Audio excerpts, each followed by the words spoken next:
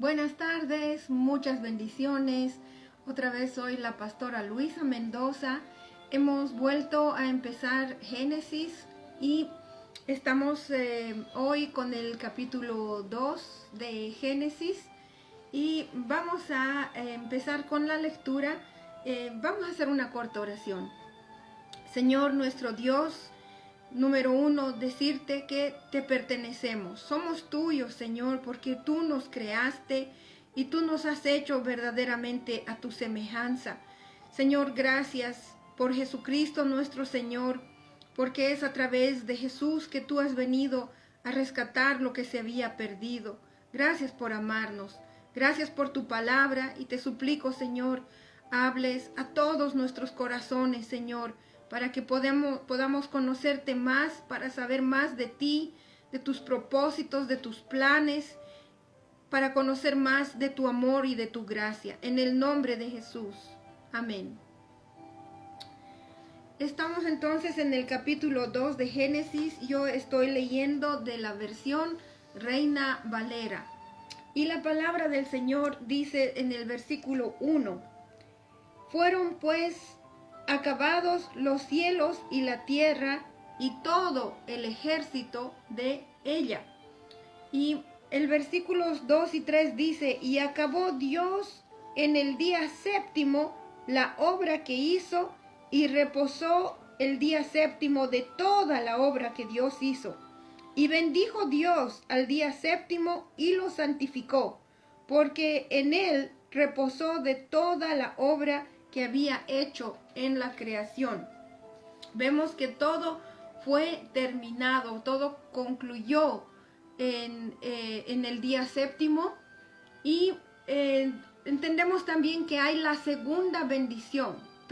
tercera bendición. La primera bendición, si ustedes lo recuerdan, ¿a quién se la dio? Les voy a ayudar. La primera bendición se la dio Dios a los peces y a las aves del cielo. Vemos también en el capítulo 1 de Génesis la segunda bendición. ¿Y a quién se la dio esa bendición? Al ser humano.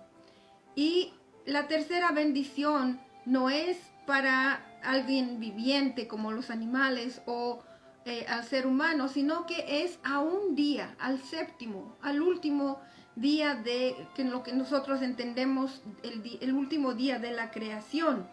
Y en ese día nos damos cuenta que no hacía falta arreglar esto ni reparar el otro. Simplemente es un día que se terminó de hacer todo trabajo que Dios necesitaba hacer. Y el sábado existió y fue instituido por Dios mismo, y esto lo hizo antes de que Dios les diera los 10 mandamientos. Recuerden que uno de los 10 mandamientos es el día de descanso. Dios pide a las personas que debemos de tener un día para descansar. Brevemente yo voy a explicarles que hay mucha confusión en cuanto al día sábado. Ni siquiera los judíos saben cuál es el día sábado. Y brevemente, para explicarles que hubo un tiempo en que los judíos fueron llevados cautivos lejos de Israel. Entonces algunos se fueron para la izquierda, otros se fueron para la derecha, otros se fueron para el norte, para el sur, en fin. Entonces cuando regresaron después de la cautividad, ellos no se dieron cuenta que el tiempo cambia. En este momento son las casi 5 de la tarde, pero en otros países en el mundo están ya en el día siguiente. Están 13, 14 horas adelantados y cuando vuelven, pues han perdido horas. Entonces, cuando viajaron de esa manera al occidente o al oriente, hubo un cambio de tiempo y ellos no se dieron cuenta de este cambio de tiempo. Es por eso que cuando volvieron, pues para unos era un día de diferencia hacia adelante y otros era un día de diferencia para atrás. Entonces hubo muchos debates y fue difícil el llegar a una conclusión que hasta el día de hoy, como les digo, nadie sabe qué día es exactamente el día sábado, pero tratando de entrar en un acuerdo es que hoy tenemos el día sábado, pero sin embargo, nada más para recordarles, el día domingo ya empezó en algunos países alrededor, en el otro lado del mundo. Entonces, el día sábado, este día séptimo, hay muchas personas que tratan de separarlo y decir, sí, fue un día, pero los demás 6 días de la creación fueron ciclos, fueron eras de millones de años. Y esta es una equivocación. No es que estoy juzgando, pero pareciera que hay falta de fe al pensar que Dios necesitaba millones de años para hacer algo. Eso es nada más para apoyar la evolución, y esto estaría muy incorrecto. Si la Biblia dice el séptimo día, es la misma, exactamente la misma palabra para el primero, segundo, tercero, cuarto, quinto y sexto día. Periodos de 24 horas. En otras palabras, una noche con su día. Porque recordemos que el día en la mentalidad judía, y como la Biblia nos lo muestra, empieza al anochecer. Como en este momento son casi las 5 de la tarde, el sol está ya entrándose, en unos minutos va a estar oscuro.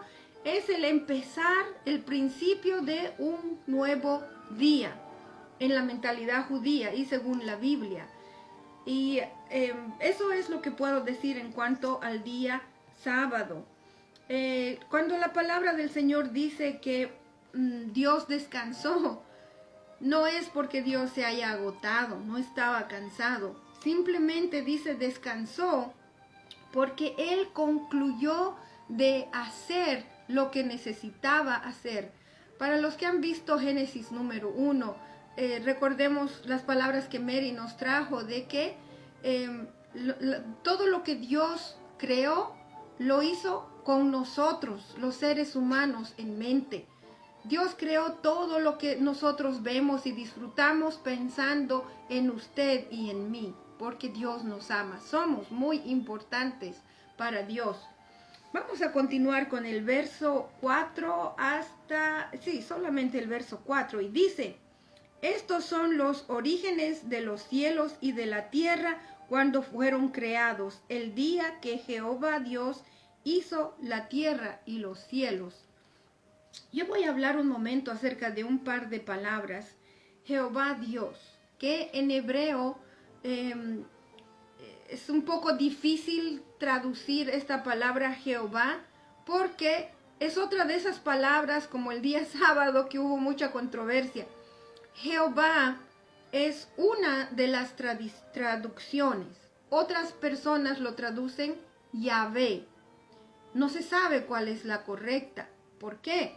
Porque para el judío utilizar el nombre de Dios es una palabra muy santa que ellos no querían ni siquiera pronunciarla. Entonces utilizaron palabras como decir el Señor o simplemente Dios, por no querer decir el nombre de Dios. Entonces, también cuando se escribió la Biblia no existían vocales, solamente se escribía J, H y V. Entonces, cuando algunos judíos se fueron para el oriente, otros para el occidente, otros para el norte, otros para el sur, y se volvieron a la Tierra Santa, unos decían, se dice Yahweh, otros decían, no, se dice Jehová. Entonces hubo mucho debate al respecto. Hasta el día de hoy no creo que se haya llegado a una conclusión. Es por eso que algunas versiones de sus Biblias dice Jehová y otras versiones dice Yahvé, incluso Yahweh. Y es por eso que la palabra Jehová jamás debería de ser utilizada como algo ya certero, como escrito en piedra, que no se lo puede cambiar y hacer una doctrina, una enseñanza o una denominación al respecto. Estaríamos muy equivocados al hacer esto, porque no hay certidumbre, ni siquiera entre los judíos, de si la palabra Jehová es correcta. No sabemos. Jehová en sí quiere decir, Dios nos lo explica más adelante en Éxodos, es la palabra que Dios utiliza para referirse a sí mismo, que traduciéndolo al español es yo soy el que soy. O como en el Nuevo Testamento dice, el que era, el que es y el que ha de venir. Así que por eso es que digo, no nos hagamos una doctrina ni una religión basada en este nombre. Lo que sí entendemos es que Elohim quiere decir Dios, o sea, el Señor Dios. Es así como podríamos entender esta expresión. Vamos a seguir leyendo los versos 5 al 6. Y toda planta del campo antes que fuese en la tierra, y toda hierba del campo antes que naciese, porque Jehová Dios aún no había hecho llover sobre la tierra, ni había hombre para que labrase la tierra. Estamos hablando del origen de la tierra, y el día en que Jehová creó los cielos y la tierra, estaban las semillitas dentro de la tierra. No había brotado todavía nada, ni la hierba ni nada. Y para los que se están preguntando entonces cuándo empezó a llover, eso ocurrió cuando llegó el diluvio con Noé. Más adelante vamos a ver que la forma que las plantitas recibían agua es porque había un rocío, había como un vapor en la mañana, que cuando ya empezaba a calentar el día, pues todo eso se disipaba, ¿no? Pero la plantita ya había recibido la suficiente humedad que necesitaba. También aquí vemos que no habían seres humanos que estuvieran atendiendo las plantas, por eso es que todo estaba en forma de semillita por el momento. Y qué bonito pensar en eso. A mí me encanta plantar desde la semillita y ver la plantita crecer. Cómo de emocionante ha debido ser para Adán mismo ver cada semillita, cómo empezaron a brotar y cómo siguieron creciendo y dieron flores y frutos. Qué emocionante, qué experiencia más bella. Y en este pasaje de la Biblia vemos cuál es la primera profesión. ¿Cuál es? Jardinero. Exacto, es el de jardinero, o si prefieren, la persona que atiende a las plantas. Esa fue la primera profesión, el primer trabajo según lo que entendemos en la palabra de Dios. Entonces, vamos a continuar con el verso 7. Y dice, entonces Jehová Dios formó al hombre del polvo de la tierra y sopló en su nariz aliento de vida, y fue el hombre un ser viviente. Una cosa que entendemos acerca de, gracias a la ciencia, es que tanto las plantas como los animales, los seres humanos, tenemos los mismos elementos. Y, o sea, no hay nada fuera de este mundo. Son muchos elementos que compartimos en común entre plantas, seres humanos, animales y la tierra misma. Es por eso que dice, el hombre fue creado del polvo, y más después en Génesis veremos como Dios dice que al polvo también volveremos. Es porque somos del mismo, tenemos los mismos elementos. Entonces estamos viendo que es como que estamos viendo la creación con más detalle. Esa es la razón por la que esta no es una diferente versión de la creación en absoluto. Es simplemente que un día yo le puedo contar a mi hija un pasaje de mi propia vida, y otro día le cuento de otra manera, según las circunstancias o no sé, el momento en el que le estoy contando. Es por eso que vemos distintas maneras de contarlo. Otra vez, no es que es una versión y la otra es otra versión de otra persona, no. Simplemente nos da más detalle porque estamos viendo de una perspectiva diferente. Y aquí estamos viendo palabras que quisiera que consideremos. La palabra hacer, también la palabra crear y la palabra formar. La palabra crear quiere decir que se hace algo absolutamente de la nada. No existía nada y Dios con sus palabras lo creó. Hacer es cuando ya están los elementos ahí y entonces voy a poner mis manos a trabajar con lo que ya tengo ahí. Formar es tener un elemento y darle una forma. Y todo lo demás, dice la Biblia, fue creado de la nada, pero el ser humano fue moldeado, fue formado por las mismas manos de Dios. Y es admirable ver cómo Dios nos ha creado seres humanos perfectos y en cada detalle, tanta sabiduría y amor de nuestro Dios. También vemos que el aliento de vida es lo que compartimos entre los animalitos, las aves, los peces y nosotros también. Sin el aliento de vida, pues dejamos de vivir, estaríamos muertos o no existiríamos. El aliento de vida viene de Dios, es ese soplo para darnos vida. Vamos a continuar con el verso 8 y dice: Jehová Dios plantó un huerto en Edén, al oriente, y puso allí al hombre que había formado.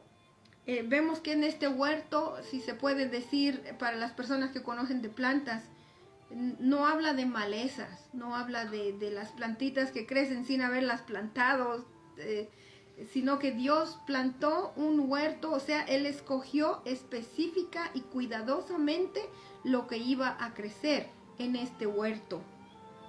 Verso 9. Y Jehová Dios hizo nacer de la tierra todo árbol delicioso a la vista y bueno para comer, también el árbol de vida en medio del huerto, y el árbol de la ciencia del bien y del mal.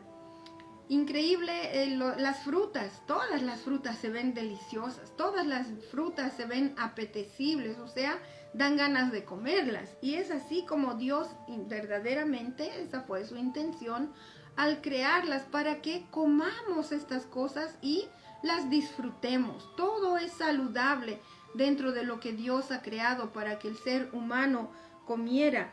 Y también lo que vemos aquí es que el árbol de la vida no estaba escondido, no estaba en un rinconcito, en un lugar que el hombre tenía que irlo a descubrir. No, estaba, dice, en el medio del huerto y era totalmente accesible para que lo coma quien quisiera comerlo.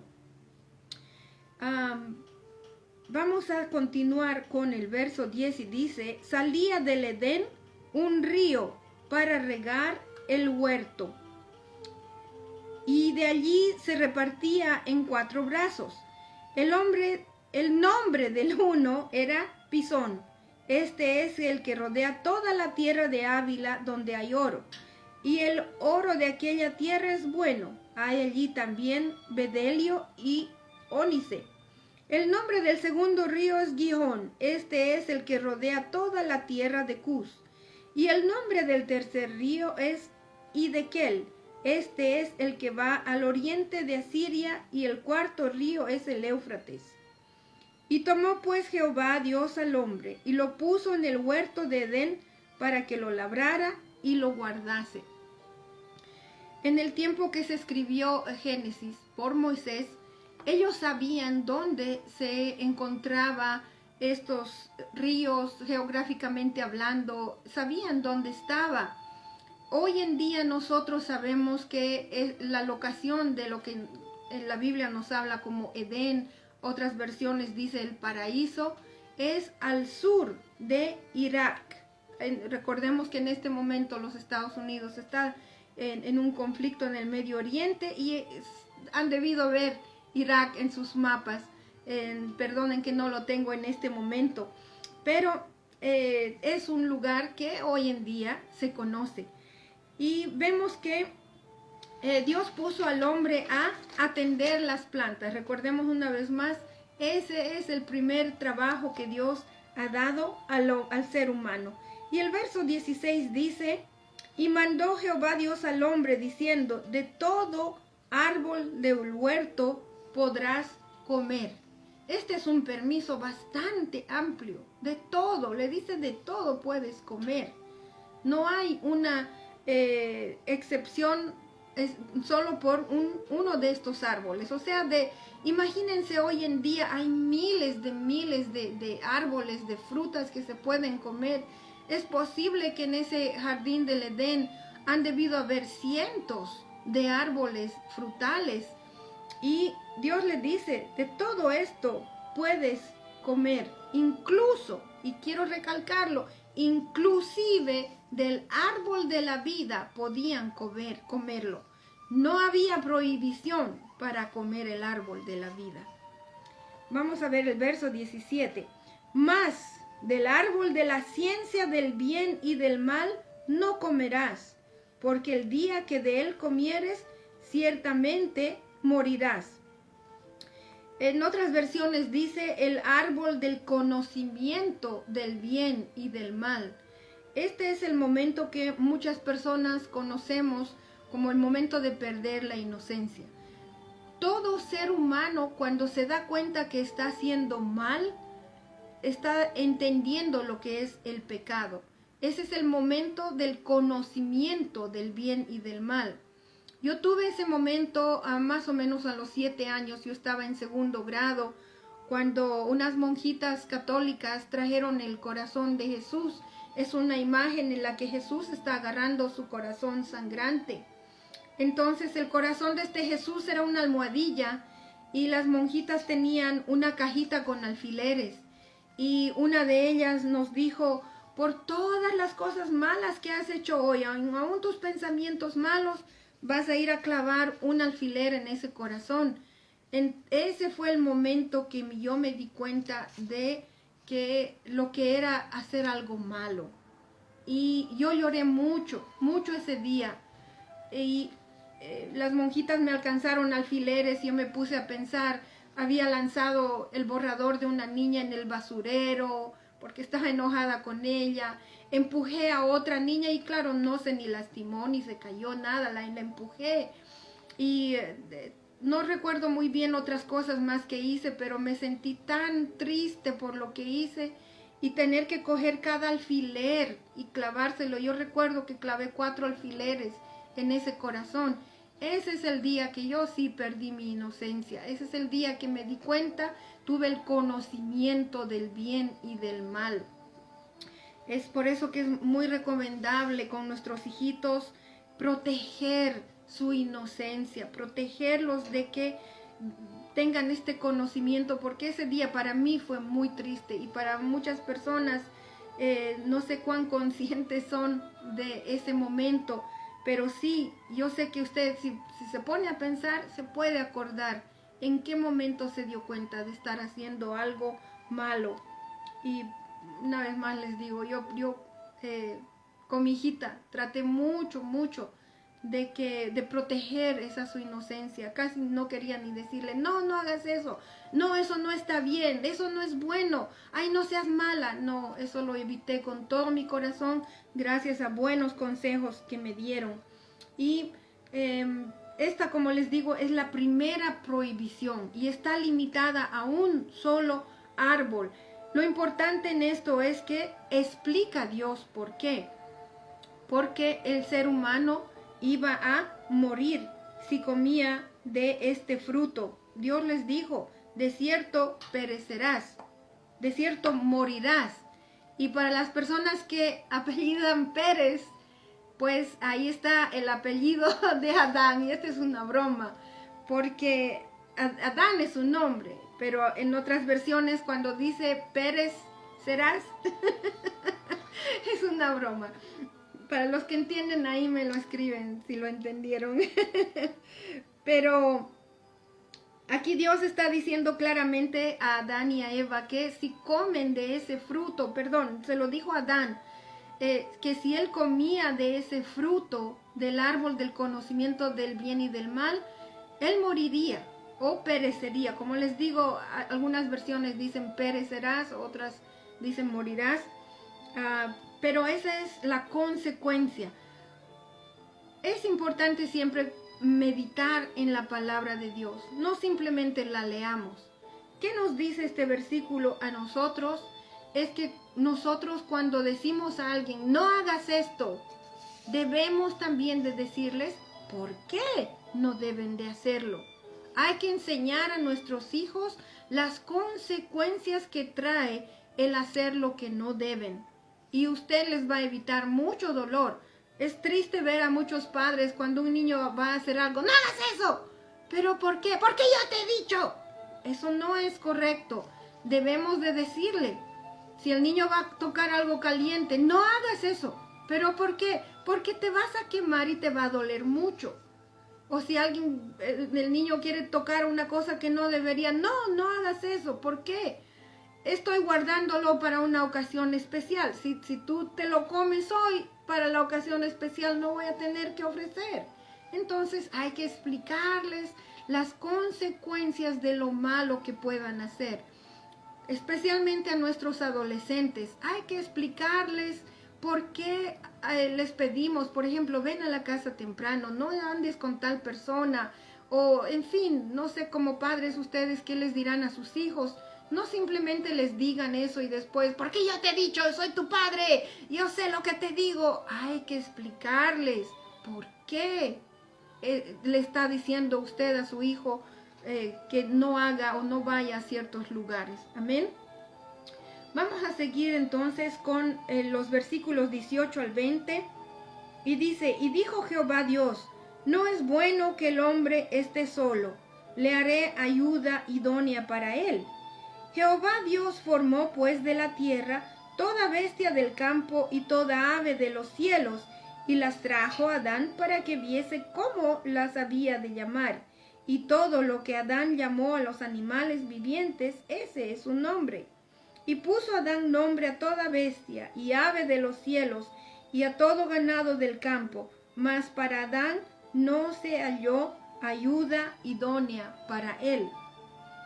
Esto nos habla de muchas cosas. Número 1, nos habla acerca de la ayuda idónea. Yo sé que en nuestras versiones, aún en las más modernas, es difícil explicar esta palabra.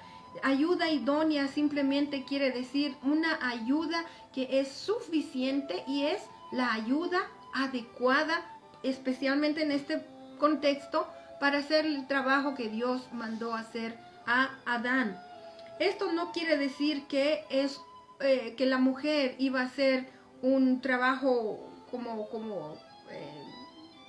más deshonroso, digamos. Tampoco dice que ella va a hacer un trabajo diferente. Está hablando de hacer el mismo trabajo, solo que lado a lado, los dos juntos, de igual manera.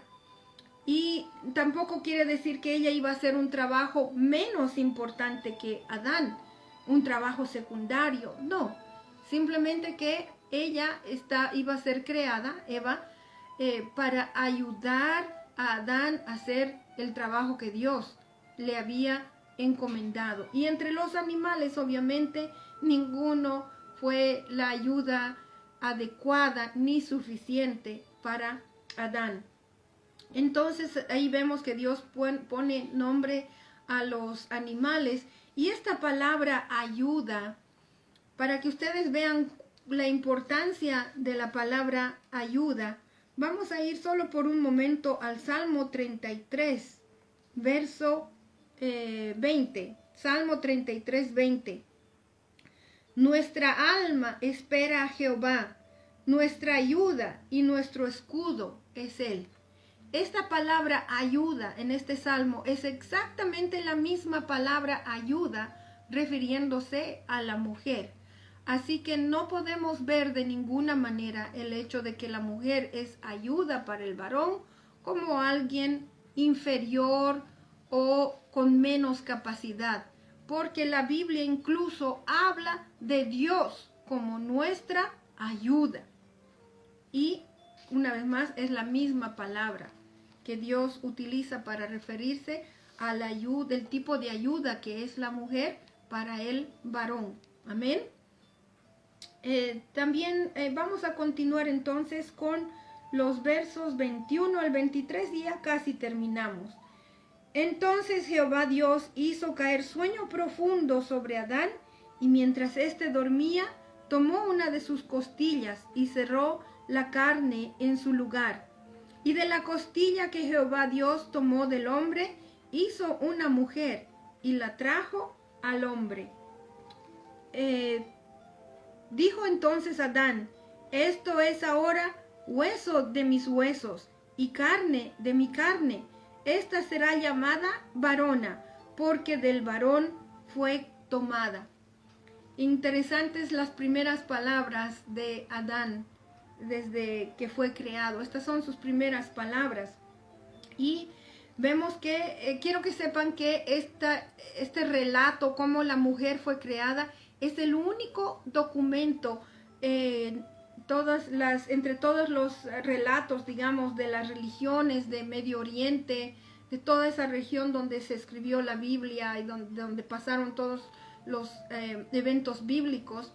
Es la única vez que se relata cómo fue creada o cómo fue formada la mujer.